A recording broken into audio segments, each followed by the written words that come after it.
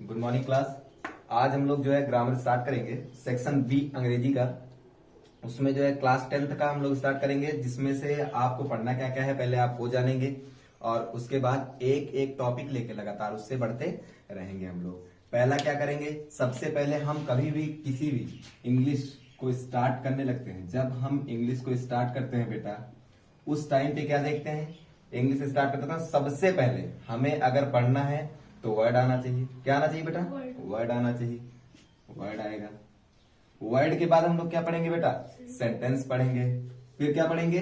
Sentence पढ़ेंगे। Sentence के बाद सेंटेंस अगर आ गया तो हमको सेंटेंस के बाद सेंटेंस के टाइप्स पढ़ने हैं। क्यों? क्योंकि इसके टाइप्स जानना हमें बहुत मैंडेटरी है। टाइप्स पढ़ेंगे। टाइप्स के बाद बेटा क्या पढ़ेंगे? सेंटेंस के बाद टाइप्स, टाइप्स के बाद ट्रांसफॉर्मेशन पढ़ेंगे। ट्रांसफॉर्मेशन ऑफ सेंटेंस पढ़ेंगे बेटा। ट्रांसफॉर्मेशन ऑफ सेंटेंस के बाद हम लोग क्या पढ़ेंगे बेटा? पार्ट ऑफ स्पीच पढ़ेंगे। पार्ट ऑफ स्पीच पढ़ेंगे। इसके बाद हम लोग क्या पढ़ेंगे? इसमें इसके 8 पार्ट पढ़ेंगे, जैसा कि आप जानते हैं noun, pronoun, verb, adverb, adjective, preposition, conjunction, interjection आपने पढ़ा होगा।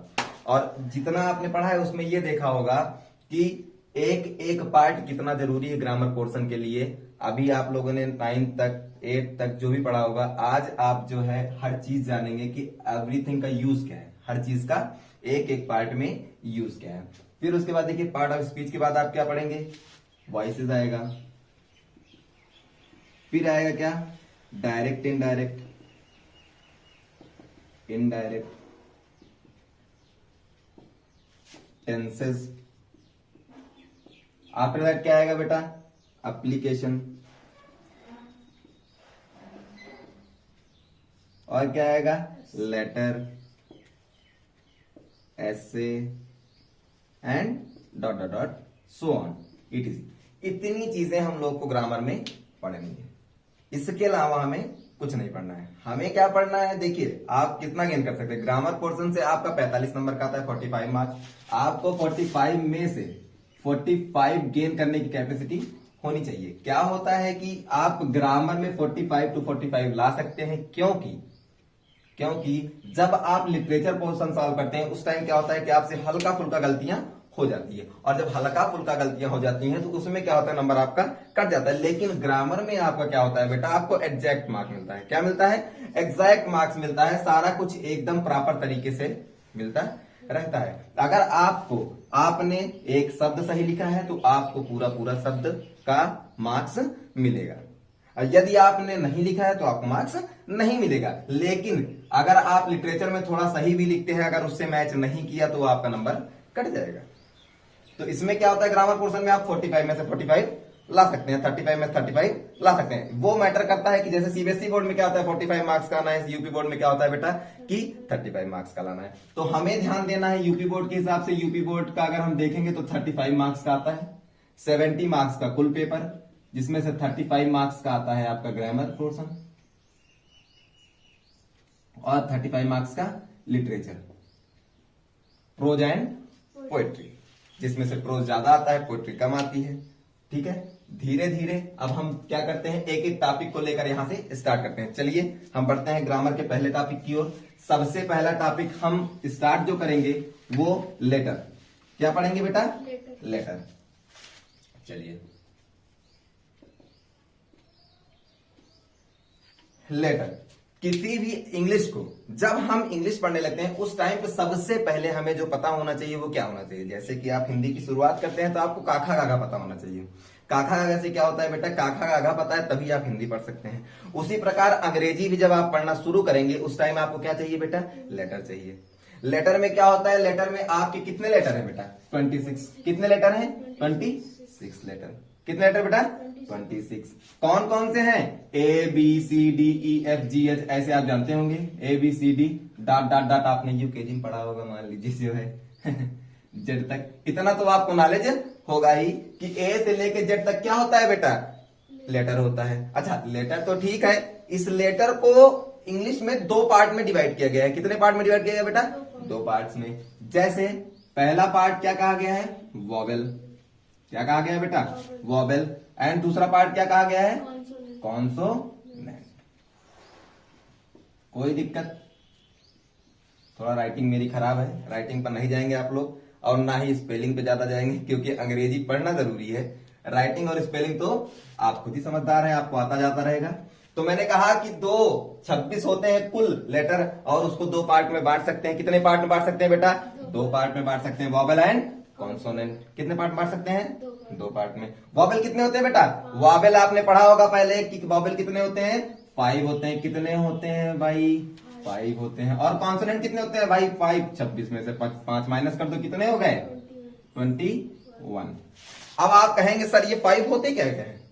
सर आपने बता दिया कि 5 होते हैं और 21 कॉन्सोनेंट होते हैं, लेकिन कौन कौन से होते हैं ये भी तो जानकारी होनी चाहिए। और आपको मैं बता देता हूं कि 5 वो होते हैं A-E-I-O-U।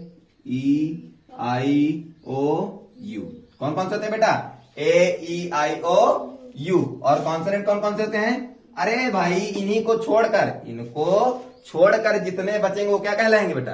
कॉन्सोनेंट कहलाएंगे। इनको हम छोड़ देते हैं। कौन कौन छोड़ देंगे? A-E-I-O-U को छोड़ देंगे तो कितने बचे? 21। मतलब एक्सेप्ट दीज।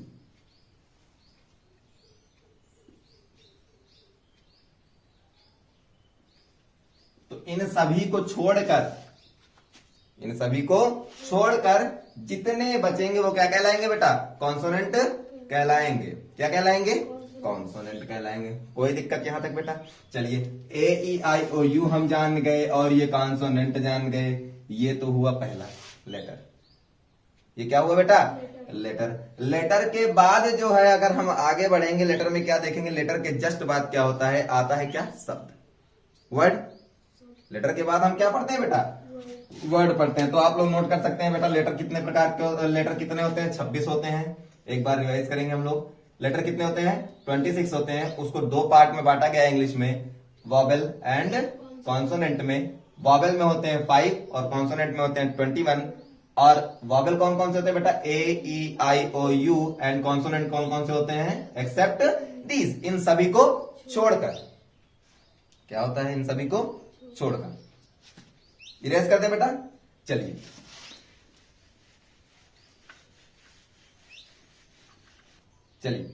तो अभी तक हमने देखा हम लोग वॉवेल कॉन्सोनेंट दोनों अलग अलग पार्ट में बांटे, दोनों अलग अलग पार्ट में पढ़े बेटा।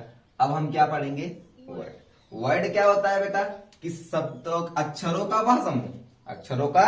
वह समूह जो एक सही उच्चारण दे। मैंने कहा बेटा कि अक्षरों का वह समूह जो एक सही उच्चारण दे।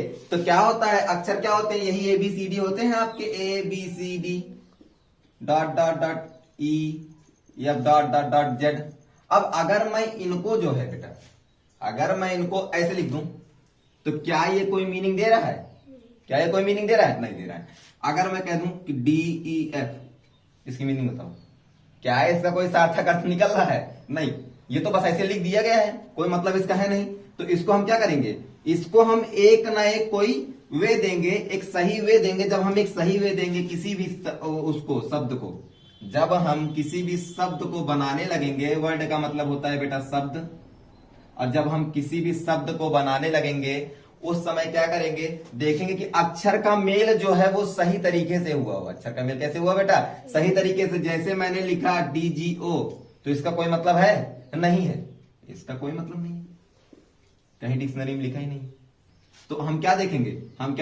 DOG। और डॉग, देखिए अब सही तरीके से आपने लिखा, D अलग लिखा और O अलग लिखा, G अलग लिखा, लेकिन एकदम सार्थक तरीके से। अब इसकी मीनिंग कुछ ना कुछ निकल रही है। जब इसकी मीनिंग कुछ ना कुछ निकलेगी उसी को हम क्या कहेंगे बेटा? शब्द कहेंगे। क्या कहेंगे? शब्द कहेंगे। जैसे एक डॉग हो गया, और भी बहुत सारे शब्द आप ले सकते हैं। कैट हो गया, मैन हो गया। अभी क्या हो रहा है? कुछ ना कुछ आप ध्यान दे रहे हैं कि ये एक समूह ले रहा है। क्या ले रहा है? समूह ले रहा है। कोई एक शब्द से शब्द नहीं बनता है। अब आप कहेंगे कि आई तो एक शब्द ही है। तो ये सारे एक्सेप्शन है। ये सारे क्या है बेटा? अपवाद हैं जो इसमें जुड़े हुए हैं वर्ड में। बाकी आप अगर कहेंगे कि जो है आई से सर एक शब्द बन जाता है, ठीक है। और बाकी क्या होता है? बाकी सारी चीजें जो है, या आपने कह दिया सर ए मतलब ए भी तो होता है, ए मतलब एक भी तो होता है सर, आप ही ने बताया है, ग्रामर भी कहता है। तो ऐसा नहीं है, ए मतलब ए होता है लेकिन, एक होता है लेकिन क्या होता है कि ये सब अपवाद हैं, हर जगह अपवाद होता है। इसी प्रकार जो है हमने वर्ड देखा, शब्द, शब्द क्या होता है? अक्षरों का समूह, 3 अक्षर मिलके बने हुए हैं। अगर आप देखेंगे बेटा तो कैट कितने से बना हुआ है? C plus A plus T is equal to cat. तो ये क्या हुआ? तब जाके एक अक्षर तैयार हुआ। अब देखिए अक्षर के तुरंत बाद हम लोग पढ़ेंगे सेंटेंस की ओर। किस तरह पढ़ेंगे बेटा? सेंटेंस की ओर। तो आपका टॉपिक अभी से स्टार्ट होता है। पहला टॉपिक हम लेते हैं सेंटेंस। क्या लेंगे बेटा? सेंटेंस। सेंटेंस। चलिए, तो सेंटेंस क्या होता है मैं आपको बताता हूं। इसकी डेफिनेशन होती है अ group of word, group of word that makes a complete sense. शब्दों का वह समूह, शब्दों का वह समूह जो एक सही उच्चारण दे। तो मैंने कहा अ ग्रुप ऑफ वर्ड। क्या बोला बेटा? अ ग्रुप ऑफ वर्ड। मेरे साथ बोलते रहिए आप लोग। अ group of word that makes a complete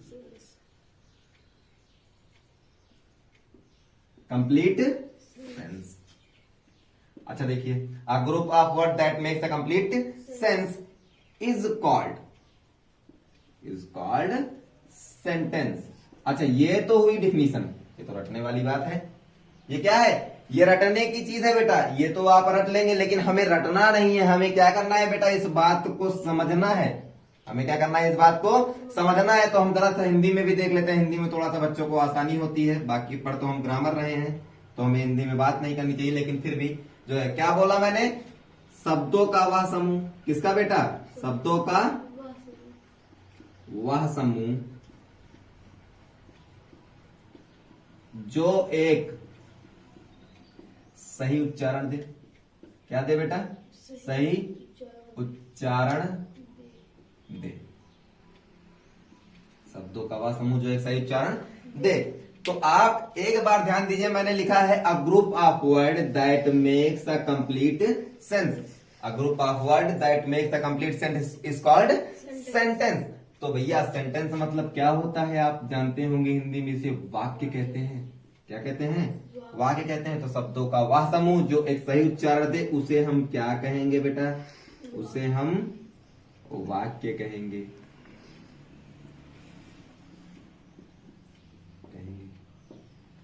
कोई दिक्कत यहां तक बेटा? कोई प्रॉब्लम? चलिए, कोई बात नहीं। अब देखिए अ ग्रुप ऑफ वर्ड। सबसे पहले आप एक एक शब्द पे ध्यान देंगे। मैंने कहा अ ग्रुप ऑफ वर्ड मतलब शब्द का क्या होना चाहिए बेटा? समूह होना चाहिए। क्या होना चाहिए? समूह होना चाहिए। That makes a complete sense मतलब उसका वो क्या बनाना चाहिए? कंप्लीट सेंस बनाना चाहिए। तभी वो जाकर सेंटेंस कहलाएगा, नहीं तो सेंटेंस नहीं कहलाएगा। जैसे हम एग्जांपल से समझते हैं, क्योंकि डेफिनेशन तो कोई भी पढ़ लेगा, हम समझना है तो हमें एग्जांपल समझना पड़ेगा। जैसे मैंने कहा, हिंदी में थोड़ा सा देखते हैं। पहले हिंदी में देखेंगे कि खाना खाना खाता है राम। तो आप एक चीज देख रहे हैं, ये क्या है बेटा? खाना खाता है राम। आप ये देख रहे हैं बेटा कि क्या है कि ये शब्दों का समूह है। बिल्कुल समूह है भाई। खाना प्लस खाता है प्लस राम समूह है। लेकिन क्या ये एक सही उच्चारण दे रहा है? क्या ये एक सही उच्चारण दे रहा है? बिल्कुल गलत है। आप देखिए, खाना खाता है राम, खाना खाता है राम। ऐसे कभी आपने किसी को बोलते देखा कि भैया दौड़ता है रोड पर श्याम? नहीं, ऐसा कुछ नहीं होता है। और इंग्लिश में देखिए, जैसे मैंने लिखा ईट मैंगो श्याम, ईट मैंगो श्याम। अब मैंने कहा बेटा ईट मैंगो श्याम, क्या ये किसी एंगल से सही लग रहा है? शब्दों का समूह बिल्कुल। This is the collection of words. आप देखिए अ ग्रुप ऑफ वर्ड, हाँ बिल्कुल ग्रुप ऑफ वर्ड है। यहां तक तो सही निकला हमारा। जब हमने कहा कि ग्रुप ऑफ वर्ड, तो यहां तक तो मामला हमारा सही है कि ग्रुप ऑफ वर्ड तो है ही। लेकिन क्या है बेटा? That makes a complete sense, जो क्या करेगा? एक कंप्लीट सेंस बनाएगा, जो एक सही उच्चारण देगा, जो एक सही तरीके से एलोबरेट करेगा, जो एक सही तरीके से विस्तृत करेगा, उसी को हम क्या कहेंगे बेटा? उसी को हम सेंटेंस कहेंगे। तो आप क्या देख रहे हैं, ये सेंटेंस जो है गलत है, बिल्कुल गलत है, तो आप इसको गलत काट देंगे। सही क्या लिखेंगे, सही आ जाएगा आपका श्याम, आगे आ जाएगा Shyam Yeats mango, Shyam Yeats mango. तो ये क्या हो गया, एक सही सेंटेंस हो गया। चलिए एक दो एग्जांपल और ले लेते हैं समझने के लिए। इसको सब लोग नोट कर लीजिए, इसको नोट आप लोग कर लेंगे, ठीक है। चलिए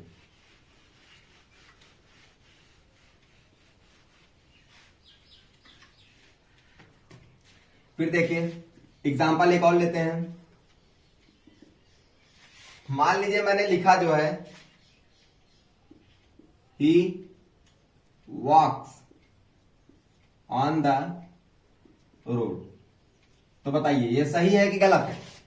ही वॉक्स ऑन द रोड, तो आप देख रहे हैं कि ये एक सही तरीके से लिखा हुआ है। शब्दों का समूह है बेटा, एक शब्द, दो शब्द, तीन शब्द, चार शब्द, पांच शब्द, पांच शब्दों का ये समूह है। और क्या हो रहा है बेटा, ये सब को जोड़ा जा रहा है और जोड़ने के बाद क्या एक सही उच्चारण भी दे रहा है। तो ये सेंटेंस क्या है, सही है, बिल्कुल सही है, ठीक है ना।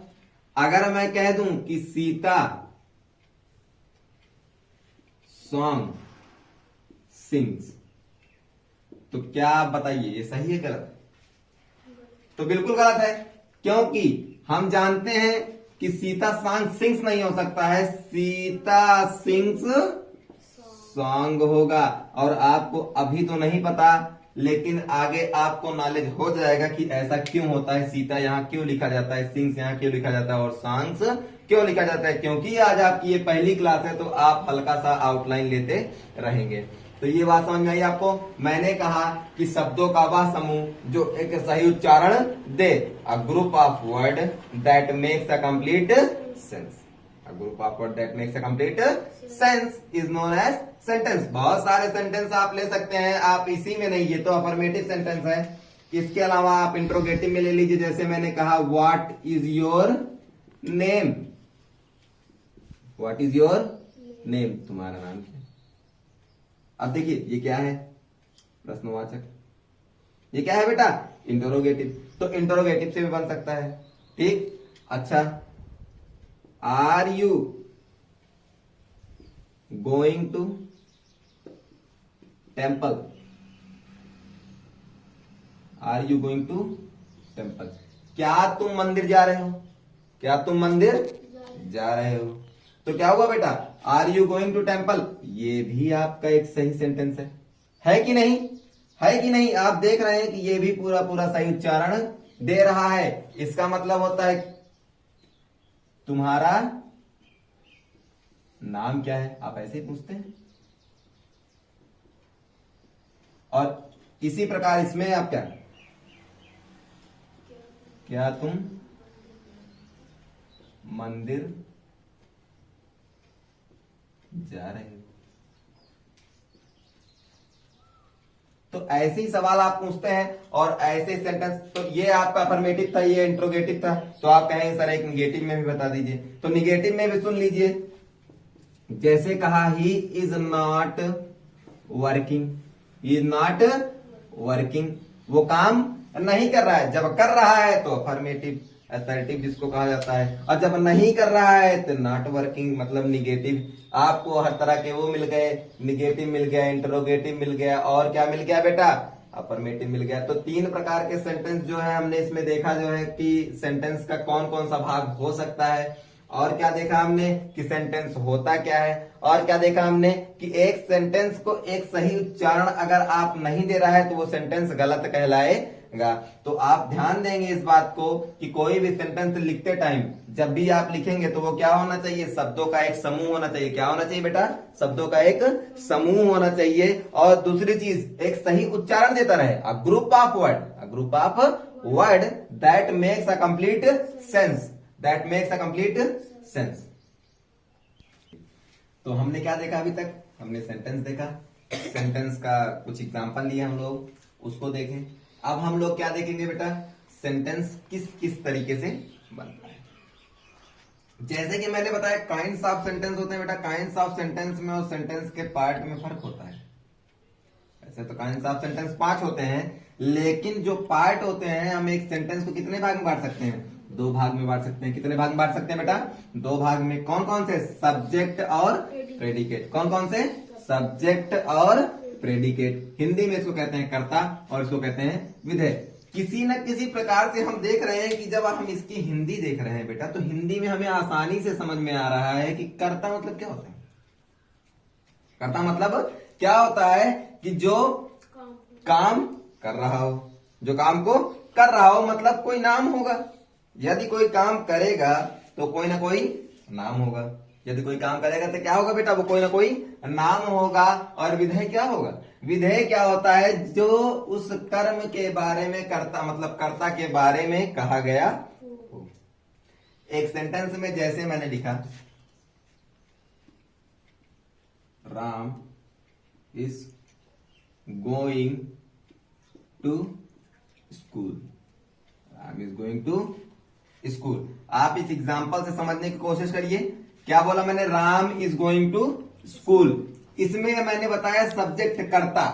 कर्ता क्या है? जिसके बारे में बात की गई हो, जिसके बारे में बात की गई हो, या कहीं भी जिसका नाम लिखा हो। और जब नाम लिखा रहेगा तो कर्ता ही रहेगा, कर्ता नाम में रहेगा।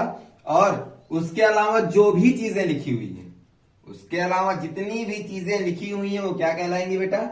विधेय कहलाएंगी, प्रेडिकेट कहलाएंगी। जैसे अब मैंने कहा कि जो कार्य को करता है या जिसके बारे में बात की गई हो। अब यहां पे आप सब्जेक्ट में छोटा सा हल्का सा लिख लेंगे। क्या लिखेंगे? जिसके बारे में बात की गई है।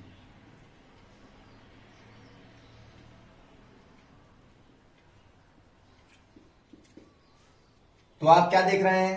कर्ता मैंने बताया जिसके बारे में बात की गई हो, और जो बात की गई उसे हम क्या कहेंगे बेटा? विधेय कहेंगे। जो बात की गई उसे क्या कहेंगे? विधेय कहेंगे। तो क्या होता है? कर्ता के बारे में जो बताता है उसे हम प्रेडिकेट कहते हैं, और सब्जेक्ट के बारे में जो हमें बताता है, सब्जेक्ट क्या होता है बेटा? जिसके बारे में बात होती है। तो यहां पर बताइए, इस सेंटेंस में आप देख के बता सकते हैं किसके बारे में बात हो रही है। तो यहां पे एक ही आपको व्यक्ति दिखाई दे रहा है, एक ही नाम दिखाई दे रहा है। नाम से आप तुरंत इसको जान लेंगे, ये क्या है बेटा? ये क्या है बेटा? सब्जेक्ट है। कैसे जान लिया आप? आपने नाम देखा, पहली चीज। दूसरी चीज आपने क्या देखा कि इन्हीं राम के बारे में कहा गया है कि Ram is going to school. राम कहां जा रहा है? स्कूल जा रहा है। और स्कूल जा रहा है तो जाने दो उसे, क्यों पकड़ रहे? उससे हमसे क्या है? तो राम क्या है? सब्जेक्ट है। और इसके बाद बची हुई सारी चीजें क्या है बेटा? प्रेडिकेट है। बाकी बची हुई सारी चीजें क्या है? प्रेडिकेट है। तो आप कहेंगे सर क्या ये जो सब्जेक्ट है ये सिर्फ राम से ही स्टार्ट हो सकता है, या श्याम से ही स्टार्ट हो सकता है, या नाउन से ही स्टार्ट हो सकता है? नहीं बेटा, ये नाउन से नहीं, इसको हम प्रोनाउन से भी कर सकते हैं। इसकी शुरुआत हम किससे कर सकते हैं बेटा? प्रोनाउन से भी कर सकते हैं, क्योंकि आप जानते हैं कि संज्ञा के स्थान पर प्रयोग किए जाने वाला शब्द ही, या नाउन के स्थान पर आप कह सकते हैं कि a noun is a word, a pronoun is a word which is used at the place of noun. संज्ञा के स्थान पर प्रयोग किए जाने वाला शब्द ही क्या कहलाता है? सर्वनाम कहलाता है। तो मैंने बताया कि आपके सब्जेक्ट के जगह पर सिर्फ राम ही नहीं हो सकता है, राम के अलावा भी हो सकता है बेटा। अच्छा, राम के अलावा क्या हो सकता है? राम के अलावा जैसे मैंने कहा she is dancing, she is dancing, वह नाच रही है, वह नाच रही है। अब देखिए, आपको मैंने बताया कि सब्जेक्ट क्या होगा? सब्जेक्ट क्या होगा? जिसके बारे में बात की गई रहेगी, जिसके बारे में बात की गई रहेगी। तो क्या हुआ? शी। आपका शी क्या हुआ? सब्जेक्ट यहां पर। और बाकी चीजें क्या हो गई? सब्जेक्ट छोड़ के जितनी भी चीजें बचती है उसको हम क्या कह देते हैं बेटा? प्रेडिकेट कह देते हैं। क्या कह देते हैं? प्रेडिकेट। कोई दिक्कत? अब देखिए, जैसे आप देख रहे हैं कि सब्जेक्ट क्या होता है, हमेशा आप एक बात ध्यान दे रहे हैं कि 2 सेंटेंस मैंने लिखा, दोनों सेंटेंस में क्या हो रहा है? सब्जेक्ट हमेशा सबसे शुरुआती शब्द है। सबसे क्या है बेटा? शुरुआती शब्द है। कहीं सब्जेक्ट आप ये नहीं देख रहे सब्जेक्ट कहीं पीछे लिखा हुआ है, ऐसा कुछ नहीं है। सब्जेक्ट हमेशा कहां रहेगा? आगे रहेगा। तो एक अंदाजा आप इससे ये भी लगा सकते हैं कि सब्जेक्ट हमेशा कहां रहेगा बेटा? आगे रहेगा, और वह सिर्फ एक शब्द रहेगा। आप किसी चार शब्द को सब्जेक्ट नहीं कह सकते हैं। आप किसी चार शब्द को सब्जेक्ट नहीं कह सकते हैं। सब्जेक्ट का जब पार्ट हम डिवाइड करेंगे, सब्जेक्ट को भी हम दो भाग में बांटेंगे बेटा, अभी आगे हम लोग पढ़ेंगे। सब्जेक्ट को भी दो पार्ट में बांटेंगे और प्रेडिकेट को भी लगभग 2 या 3 पार्ट में बांटेंगे। जैसे सब्जेक्ट को हम बांट सकते हैं मेन वर्ड में और क्वालिफायर में, डिटर्मिनर, क्वालिफायर और मेन वर्ड, हेड वर्ड जिसको कहा जाता है। और प्रेडिकेट को किसमें बांट देंगे हम? प्रेडिकेट को बांट देंगे आपका ऑब्जेक्ट में, कॉम्प्लीमेंट में और वर्ब में। वर्ब, ऑब्जेक्ट और कॉम्प्लीमेंट। क्या होता है? क्योंकि सब्जेक्ट में हम देखते हैं 3 चीजें हमें दिखाई देती है। सब्जेक्ट में क्या क्या दिखाई देती है? हमें 3 चीजें दिखाई देती है। चलिए पहला एग्जांपल मैंने बताया, Ram is going to school, जिसके बारे में बात की गई हो। आप इस शब्द को याद रखेंगे बेटा। सब्जेक्ट मतलब कर्ता। कर्ता क्या होता है? सब्जेक्ट क्या होता है? जिसके बारे में बात की गई हो वही सब्जेक्ट कहलाता है। आप सेंटेंस में कुछ नहीं ढूंढेंगे, आपको कुछ फार्मूला नहीं याद करना है, आपको कोई रटना नहीं है, आपको सिर्फ इतना याद रखना है कि हम सेंटेंस में ढूंढेंगे जिसके बारे में बात की गई हो। सीधी बात। वही क्या कहलाएगा? सब्जेक्ट कहलाएगा। वही क्या कहलाएगा? सब्जेक्ट कहलाएगा। जैसे मैंने कहा Ram is going to school, तो आप देख रहे हैं कि स्कूल जा रहा है। कौन जा रहा है? राम जा रहा है। किसके बारे में बात हुई? राम के बारे में बात हुई। तो जब राम के बारे में बात हुई तो सब्जेक्ट क्या हो गया बेटा? राम हो गया। बाकी जितनी बची चीजें हैं आगे तक, जहां तक, यहां से नहीं, अगर दीवार चीर के चला जाए उस तरफ, तो क्या कहेंगे आप उसको? सारा कुछ क्या कहेंगे? प्रेडिकेट ही कहेंगे बेटा। इसी प्रकार देखिए, जैसे मैंने कहा शी इज डांसिंग, तो यहां पर क्या है? शी। यहां पर राम देखो बेटा नाउन भी है। आप एक चीज भी रखिएगा, अभी आपको नहीं पता होगा नाउन क्या होता है, लेकिन आपने 7, 8, 6 जिस भी क्लास में पढ़ा होगा, हल्का फुल्का नॉलेज आपको नाउन के बारे में जरूर होगा। तो ये नाउन है बेटा। अच्छा, उसी के स्थान पर प्रयोग किया जाता है, तो ये क्या है बेटा? प्रोनाउन है। चलिए आप कहेंगे सर आपने ये तो बता दिया कि नाउन और प्रोनाउन सब्जेक्ट स्टार्ट होता है, लेकिन और कौन कौन से हैं जो सब्जेक्ट को स्टार्ट कर सकते हैं? भाई अकेले नाउन और प्रोनाउन सब्जेक्ट को स्टार्ट नहीं हो सकता है, तो सर किससे किससे स्टार्ट हो सकता है? चलिए 1-2 एग्जांपल और लेके देख लेते हैं। 2-4 एग्जांपल लेके देखेंगे हम लोग। प्रोनाउन हो गया। फिर अगला एग्जांपल लेते हैं, अ ब्लाइंड मैन। क्या लिया मैंने? A blind man is walking on the road. मैंने कहा बेटा a blind man walking on the road, तो सर इसमें सब्जेक्ट क्या है? A blind man. लेकिन सर आपने कहा था एक ही शब्द होता है। अभी आपने कहा था कि एक ही शब्द होता है सब्जेक्ट जब होता है। नहीं बेटा, एक शब्द होता है। होता तो एक ही शब्द है, ये भी एक ही शब्द है। ये किसी मैन को क्वालिफाई कर रहा है। अ ब्लाइंड मतलब एक आदमी जो है, अंधा आदमी। हम क्या बोलते हैं जब कभी अलग अलग बोला हमने कि अंधा आदमी जा रहा है, ऐसा कुछ नहीं बोलते हम लोग। क्या कहते हैं? अंधा आदमी जा रहा है। अंधा आदमी हम एक साथ लिखते हैं बेटा। क्यों? क्योंकि हमें उसको साथ दिखाना है। क्यों? क्योंकि वो हमारा सब्जेक्ट है, और सब्जेक्ट है तो वो एक ही रहेगा। तो हमने क्या किया, लिखा है a blind man. A blind man मतलब क्या होता है बेटा? एक अंधा आदमी। तो ये क्या हो गया बेटा? सब्जेक्ट हो गया। और यदि ये सब्जेक्ट हो गया तो ब्लाइंड क्या होता है बेटा? ब्लाइंड होता है आपका एडजेक्टिव। क्या होता है? एडजेक्टिव। एडजेक्टिव मतलब होता है विशेषण। एडजेक्टिव मतलब क्या होता है बेटा? विशेषण। जो किसी भी नाउन या प्रोनाउन की विशेषता बताता है। तो आप देख रहे हैं कि यह साफ साफ एक आदमी की विशेषता बता रहा है। क्या बता रहा है बेटा? एक व्यक्ति की विशेषता बता रहा है। क्या बता रहा है? कि वो आदमी क्या है बेटा? अंधा है। वो आदमी क्या है? अंधा है। तो और ये सब्जेक्ट भी है, और सब्जेक्ट के बाद बची जितनी भी नौटंकियां हैं वो क्या कहलाएंगी?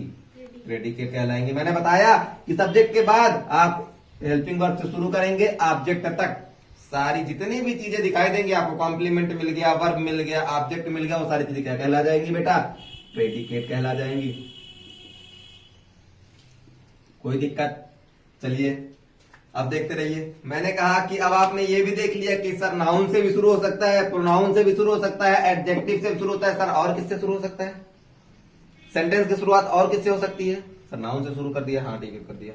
प्रोनाउन से शुरू कर दिया, हाँ कर दिया। एडजेक्टिव से कर दिया, हाँ कर दिया। सर और भी तो शुरू हो सकता है। और किससे शुरू हो सकता है बेटा? चलिए थोड़ा सा इरेज करेंगे इसको, बोर्ड को, उसके बाद हम लोग देखेंगे।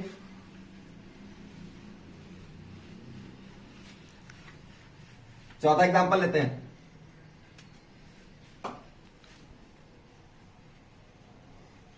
मैंने कहा walking in the morning, walking in the morning is good habit, walking in the morning is a good habit. अब आप क्या देख रहे हैं सर, आपने कहा है जो आगे शब्द रहेगा वही क्या रहेगा, सब्जेक्ट रहेगा, बिल्कुल वही रहेगा। अगर आगे आप देख रहे हैं एकदम आसानी से तो वॉकिंग दिख रहा है आपको सबसे आगे, सर आपने बताया है कि जो सबसे आगे रहेगा वही क्या कहलाएगा, सब्जेक्ट कहलाएगा, क्योंकि कर्ता जो होता है हमेशा कर्ता सामने लिखा जाता है, कभी भी पीछे नहीं लिखा जाता है। तो आपने बताया कि वॉकिंग, वॉकिंग क्या है बेटा, walking in the morning is good habit, walking in the morning is good habit. तो वॉकिंग क्या हो गया बेटा, सब्जेक्ट हो गया, क्या हो गया, सब्जेक्ट हो गया, बिल्कुल नियम के हिसाब से। और इसको क्या कहेंगे बेटा, इसको ग्रामर में कहा जाता है जिरंड, क्या कहा जाता है, जिरंड। तो आप कहेंगे सर जिरंड क्या होता है, जिरंड क्या होता है, जब हम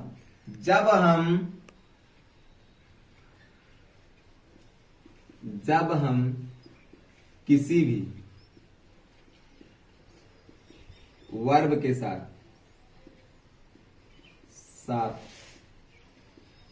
आईएनजी जोड़ देते हैं, क्या जोड़ देते हैं बेटा, आईएनजी जोड़ देते हैं। जब हम किसी वर्ब के साथ आईएनजी जोड़ देते हैं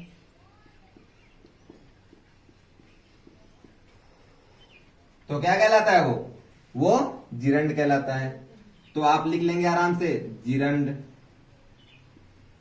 जिरंड भी वर्ब के साथ आईएनजी जोड़ देते हैं। मैंने कहा जिरंड, आपने कहा सर जिरंड क्या होता है, ये तो पहली बार सुना हुआ है, ये तो नया नया ग्रामर आप बता दे रहे हैं। नहीं नहीं, नया ग्रामर नहीं बेटा, ये वही पुराना ग्रामर है जो बहुत सालों से चला रहा है। मैंने कहा जिरंड, जिरंड का मतलब क्या होता है, जब हम किसी भी वर्ब के साथ आईएनजी जोड़ देते हैं। कैसे जोड़ेंगे जरा देख लेते हैं, दो चार शब्द देख लेंगे, हमें समझ में आ जाएगा। जैसे मैंने कहा लाफ, लाफ मतलब क्या होता है, हंसना। लाफ में हमने क्या किया, प्लस कर दिया आईएनजी, तो क्या हो गया बेटा, लाफिंग। इसी प्रकार मैंने कहा टॉक प्लस आईएनजी, क्या हो गया बेटा, टॉकिंग। इसी प्रकार मैंने कहा सिंग प्लस आईएनजी, तो क्या हो गया बेटा, सिंगिंग। कोई दिक्कत। तो अब हम जान गए कि जिरंड क्या होता है। मैंने बताया किसी भी वर्ब के साथ आईएनजी जुड़ जाता है तो उसे हम क्या कहते हैं बेटा, जिरंड कहते हैं। किसी वर्ब के साथ क्या जुड़ जाता है, आईएनजी जुड़ जाता है तो उसे जिरंड कहते हैं। और हम एक चीज ये भी देख रहे हैं कि जिरंड से भी सब्जेक्ट शुरू, मतलब एक सेंटेंस शुरू हो सकता है और उसे हम क्या कहेंगे, सब्जेक्ट कहेंगे। कोई दिक्कत यहां तक बेटा। चलिए हम थोड़ा सा जिरंड को इरेज करेंगे। एग्जाम्पल हमारा लिखा रहेगा, एग्जाम्पल से हमें समझ में आता रहेगा कि हम क्या क्या सब्जेक्ट बना सकते हैं। तो हमने क्या कहा, जिरंड भी क्या हो सकता है बेटा, सब्जेक्ट हो सकता है। तो कहेंगे सर और क्या हो सकता है, और भी कुछ हो सकता है सब्जेक्ट, बिल्कुल हो सकता है। जैसे मैंने कहा टू वॉक, जैसे मैंने क्या कहा बेटा, to walk is necessary, to walk is necessary, चलना क्या है जरूरी, टू वॉक इज नेसेसरी। तो कहा आपने सर ये टू वॉक क्या होता है, सर ये टू वॉक क्या होता है। तो आप याद रखेंगे टू वॉक, सर आपने बताया जो शुरुआत में रहेगा हम तो उसी सब्जेक्ट लगा देंगे, बिल्कुल लगा देंगे। आप इसको क्या कह देंगे बेटा, सब्जेक्ट कह देंगे, तुरंत कह देंगे आप सब्जेक्ट। लेकिन सर ये सब्जेक्ट तो है लेकिन ना ये कोई नाम है, ना ये कोई नाम है, ना मुझे ऐसा लग रहा है कि सर ये कोई कर्ता, मुझे समझ में आ नहीं रहा है। तो आप क्या कहेंगे बेटा, ये होता है इन्फिनिटिव। क्या होता है, ये क्या होता है बेटा, इन्फिनिटिव होता है। इन्फिनिटिव क्या होता है, टू वॉक। तो आप कहेंगे सर जैसे जिरंड बताया तो उसी प्रकार इन्फिनिटिव बता दिए, तो हम बता देते हैं आपको कि क्या होता है इन्फिनिटिव। आप यहां पे देख लेंगे हल्का सा एक, इन्फिनिटिव क्या होता है बेटा, जब हम किसी वर्ब के पहले टू जोड़ देते हैं। क्या जोड़ देते हैं बेटा? टू जोड़ देते हैं। जब हम किसी वर्ब के पहले टू जोड़ देते हैं तो वो क्या कहलाता है? इन्फिनिटिव कहलाता है। कैसे? थोड़ा सा ले लेते हैं। जैसे मैंने कहा वॉक, तो इसके पहले क्या जोड़ना है बेटा? To plus walk is equal to to walk. इसी प्रकार मैंने कहा लाफ, तो क्या हो जाएगा? To plus laugh is equal to क्या हो गया? To laugh. तो आप ये ध्यान दे रहे हैं बेटा कि किसी भी वर्ब के साथ यदि हम आईएनजी जोड़ दे रहे हैं तो वो जिरंड कहला जा रहा है, और किसी भी वर्ब के साथ हम उसके पहले टू जोड़ दे रहे हैं तो क्या हो जा रहा है बेटा?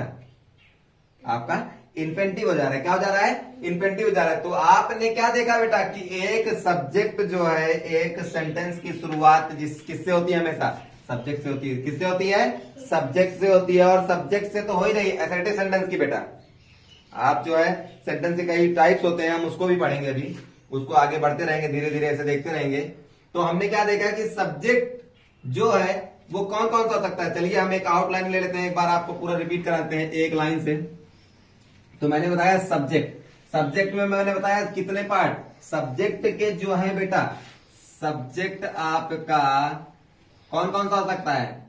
नाउन हो सकता है। क्या हो सकता है? नाउन हो सकता है। और क्या हो सकता है? प्रोनाउन हो सकता है। और क्या हो सकता है? एडजेक्टिव हो सकता है। और क्या हो सकता है? वर्ब नहीं हो सकता बेटा, एडजेक्टिव हो सकता है। वर्ब से शुरुआत नहीं होती है सेंटेंस की। फिर क्या हो सकता है? जिरंड हो सकता है। और क्या हो सकता है बेटा? इन्फिनिटिव हो सकता है। जिरंड वर्ब प्लस आईएनजी, और infinitive two plus verb. Noun को हम क्या कहेंगे बेटा? संज्ञा।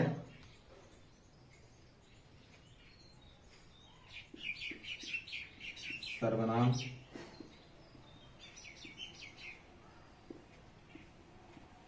विशेषण।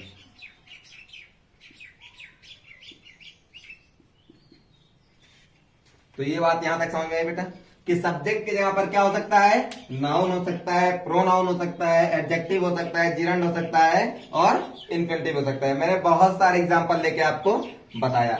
इसके बाद की बची जितनी भी चीजें होती हैं, इसके बाद की बची जितनी भी चीजें होती हैं, हेल्पिंग वर्ब से लेके ऑब्जेक्ट तक, कॉम्प्लीमेंट तक, वो सारी चीजें क्या कहलाती है बेटा? प्रेडिकेट कहलाती है। थोड़ा सा प्रेडिकेट के बारे में भी देख लेते हैं।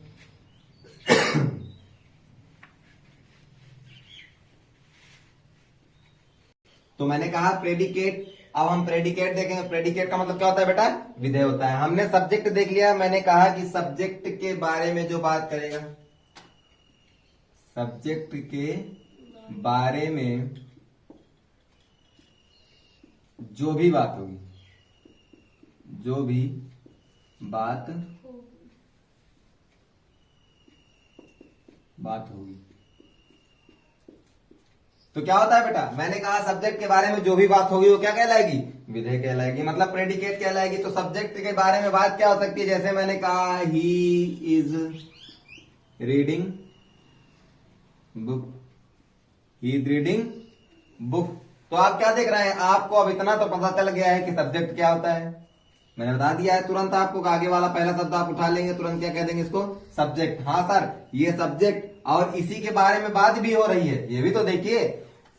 इसी के बारे में क्या हो रहा है? बात भी हो रही है, और यही क्या है? सबसे आगे भी है। तो सर मैंने अंदाजा लगा लिया, हमारे पास दो तरीका था।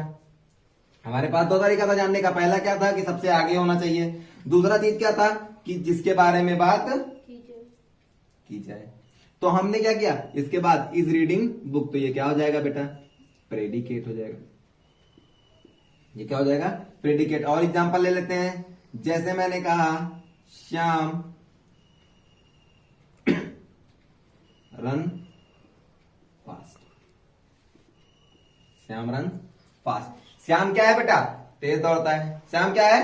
तेज दौड़। अच्छा, दौड़ता है क्या है? किसके बारे में बात की जा रही है? श्याम के बारे में। कौन दौड़ता है बेटा? श्याम दौड़ता है। तो श्याम क्या है बेटा? यहाँ पे सब्जेक्ट है। और बाकी चीजें क्या है बेटा? प्रेडिकेट है। तो आपके लिए जो थोड़ा सा कॉम्प्लिकेटेड था वो क्या था? सब्जेक्ट था। प्रेडिकेट आप आसानी से जान सकते हैं, सब्जेक्ट के बाद बची हुई जितनी भी चीजें हैं वो क्या कहलाएंगी? आपकी प्रेडिकेट कहलाएंगी। किसी को कोई दिक्कत यहां तक? आप अपने घर पे बहुत सारे एग्जांपल ले सकते हैं, एग्जांपल लेके उसको सॉल्व कर सकते हैं। यदि आपको नहीं समझ में आता है जिस पार्ट में, if you are feeling any problem, then you can ask me any question from anywhere from this topic. तो प्रेडिकेट खत्म हुआ।